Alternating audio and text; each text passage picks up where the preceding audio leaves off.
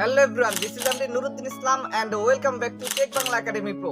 কেমন আছেন আপনারা সকলে? আশা করি আপনারা যে যেখানে আছেন অনেক অনেক ভালো আছেন। তো বন্ধুরা, আপনারা হয়তো ইতোমধ্যে জেনে গেছেন ভিভো তাদের মিড বাজেট সেগমেন্টে আরো একটি দুর্দান্ত স্মার্টফোন লঞ্চ করতে যাচ্ছে, আর সেটি হচ্ছে ভিভো V27 প্রো স্মার্টফোনটি। প্রথমত যদি ফোনটির হাইলাইটেড বিষয় নিয়ে কথা বলি, তাহলে এই ফোনটিতে ব্যবহার করা হয়েছে চমৎকার সুন্দর ডিজাইন, মিডিয়াটেক ডায়মেনসিটির লেটেস্ট শক্তিশালী এবং গেমিং একটি চিপসেট, আরও থাকছে 120 হার্জ হায়ার রিফ্রেশ রেটের একটি ডিসপ্লে। তো আজকের ভিডিওতে আপনাদেরকে জানাবো এই ফোনটির ফুল স্পেসিফিকেশন এন্ড সেই সাথে জানাবো ফোনটির প্রাইস এবং এর লঞ্চিং ডেট নিয়ে। আর ভিডিওটি কন্টিনিউ করলে আপনারা আরো জানতে পারবেন বাজেট রেঞ্জের ফোনটি কি আমাদের জন্য ভ্যালু ফর মানি প্রোভাইড করছে, নাকি এই বাজেটে মার্কেটে আর কোনো সেরা স্মার্টফোন বর্তমানে আছে। এই সকল প্রশ্নগুলোর উত্তর থাকবে আজকের এই ভিডিওতে, সুতরাং আমি আশা করব আপনারা ভিডিওটি স্কিপ না করে পুরো ভিডিওটি মনোযোগ সহকারে দেখবেন। তো চলুন কথা না বাড়িয়ে মূল ভিডিওতে যাওয়া যায়। ফার্স্ট অফ অল যদি ফোনটির ডিজাইন অ্যান্ড এর বিল্ড কোয়ালিটি নিয়ে কথা বলি, তাহলে ভিভো V27 প্রো এই স্মার্টফোনটির পেছনে ব্যবহার করা হয়েছে গ্লাস অ্যান্ড প্লাস্টিকের একটি সম্মিলিত ব্যাক প্যানেল। ফোনটির পেছনে গ্লাস অ্যান্ড প্লাস্টিকের সম্মিলিত ব্যাক প্যানেল ব্যবহার করায় ফোনটিকে যখন আপনারা কাভার ছাড়া ব্যবহার করবেন, তখন ফোনটির পেছনে স্কেচ করার সম্ভাবনা একেবারে নেই বললেই চলে। তবু আমি রিকমেন্ডেশন করব আপনারা প্রোটেকশনের জন্য ফোনটির পেছনে অবশ্যই একটি কাভার লাগিয়ে নেবেন। এবং এই ফোনটির থিকনেস করা হয়েছে 7.4 মিলিমিটার, আর ফোনটির ওয়েট করা হয়েছে 182 গ্রাম। তবে বাজেট সেগমেন্টে ফোনটির ওয়েট আরও কিছুটা কম হওয়া দরকার ছিল। এই ফোনটির রিয়ার প্যানেল আসলে আপনারা একটি ক্যামেরা বাম্পারের মধ্যে পেয়ে যাবেন ট্রিপল ক্যামেরা সেটআপ, এবং ফোনটির ফ্রন্ট পার্টে আসলে ফুল ভিউ ডিসপ্লের মাঝখানে থাকছে একটি punch hole cut out camera setup.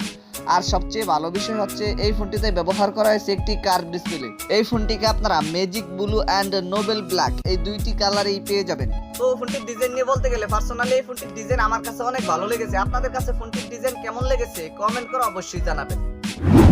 দেন সেকেন্ডলি যদি ফোনটির ডিসপ্লে নিয়ে কথা বলি, তাহলে এই ফোনটিতে ব্যবহার করা হয়েছে 6.78 ইঞ্চির একটি অ্যামোলেড প্যানেলের ডিসপ্লে, যাতে তো ফুল এইচডি প্লাস রেজুলেশন থাকবে মাস্ট। আর এই ডিসপ্লেটিতে ব্যবহার করা হয়েছে 120 হার্জের হায়ার রিফ্রেশ রেট। ফোনটির ডিসপ্লেতে 120 হার্জের হায়ার রিফ্রেশ রেট ব্যবহার করায় গেমিং এর সময় ফোনটির ডিসপ্লে থেকে আপনারা একটি স্মুথ লেভেলের পারফরম্যান্স পেয়ে যাবেন। আর এই ডিসপ্লেটিতে থাকছে HDR10+, এবং এই ডিসপ্লেটিতে সাপোর্ট করবে 1 বিলিয়ন পর্যন্ত কালার।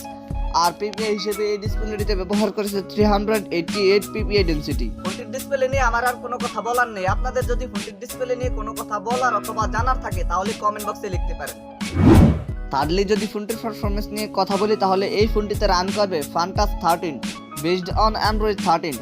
আর চিপসেট হিসেবে ফোনটিতে ব্যবহার করা হয়েছে মিডিয়াটেক ডায়মেনসিটি 8200, যেটি 4 ন্যানোমিটার আর্কিটেকচারে বিল্ড করে একটি অক্টাকোর প্রসেসর।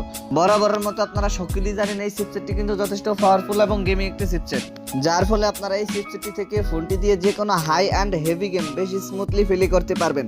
আর জিপিইউ হিসেবে ফোনটিতে ব্যবহার করেছে মালিজের 610 NC6।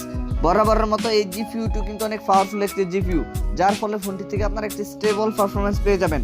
ফোনটিকে আপনারা 8128, 8256, 12256 এই তিনটি ভেরিয়েন্টই পেয়ে যাবেন। আর স্টোরেজ টাইপ হিসেবে ফোনটিতে ব্যবহার করা হয়েছে UFS 3.1। ফোনটিতে কেবল আপনারা দুইটি সিম কার্ড ব্যবহার করতে পারবেন, কিন্তু আলাদা কোনো মাইক্রো এসডি কার্ড স্লট ব্যবহার করতে পারবেন না। আমার মনে হয় ফোনটিতে তো ভালো মানের স্টোরেজ ক্যাটাগরি ব্যবহার করার ফলে ফোনটিতে আলাদা কোনো মাইক্রো এসডি কার্ড স্লটের অপশন একদমই প্রয়োজন হয় না।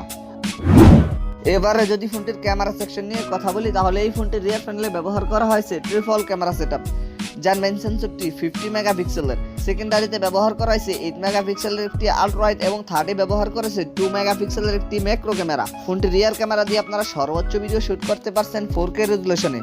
আর ভালো ব্যাপার হচ্ছে এই ফোনটির রিয়ার প্যানেলে ব্যবহার করা হয়েছে OIS, যার ফলে ফোনটি দিয়ে যখন আপনারা হাতে ধরে ভিডিও রেকর্ড করবেন, তখন ভিডিওতে কোনো ধরনের শেকি ভাব আসবে না। আর সেলফি ক্যামেরা হিসেবে এই ফোনটিতে ব্যবহার করেছে 50 মেগাপিক্সেলের একটি ওয়াইড ক্যামেরা। ফোনটির সেলফি ক্যামেরা দিয়ে আপনারা সর্বোচ্চ ভিডিও শুট করতে পারছেন 4K রেজুলেশনে। ফোনটির ব্যাটারি অ্যান্ড এর চার্জার নিয়ে কথা বলতে গেলে এই ফোনটিতে ব্যবহার করা হয়েছে 4600 মিলিঅ্যাম্পিয়ার একটি সুবিশাল মাপের ব্যাটারি, তাতে পাওয়ার হিসেবে থাকছে 66 ওয়াটের একটি চার্জার।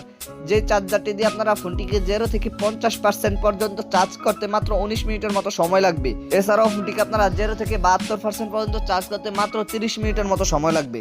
এছাড়া সিকিউরিটি হিসেবে ফোনটিতে ব্যবহার করা হয়েছে আন্ডার ডিসপ্লে ফিঙ্গারপ্রিন্ট। আর ফিচার হিসেবে ফোনটিতে থাকছে audio Jack 3.5mm, Bluetooth 5.0, USB Type-C port 2.0, wifi 802.11, আর থাকছে GPS। তো এই ছিল আমাদের আজকের ভিডিও। আশা করি আপনাদেরকে এই ফোনটি সম্পর্কে মোটামুটি একটি ভালো ধারণা দিতে পেরেছি। এরপরে যদি আপনাদের কোনো সমস্যা থেকে থাকে তাহলে কমেন্ট বক্সে জানাতে পারেন, আমি চেষ্টা করবো আপনাদের কমেন্টে রিপ্লাই দেওয়ার জন্য। আর যদি মনে হয় ভিডিওটি থেকে একটু উপকৃত হয়েছেন তাহলে ভিডিওটিতে একটি লাইক দিয়ে দিবেন, ভিডিওটি বন্ধুদের মাঝে শেয়ার করে দিবেন। Anyway, thank you so much for watching this video. দেখা হচ্ছে খুব শীঘ্রই নতুন কোনো ভিডিওতে নতুন কিছু নিয়ে। টিল দেন টেক কেয়ার, আসসালামু আলাইকুম।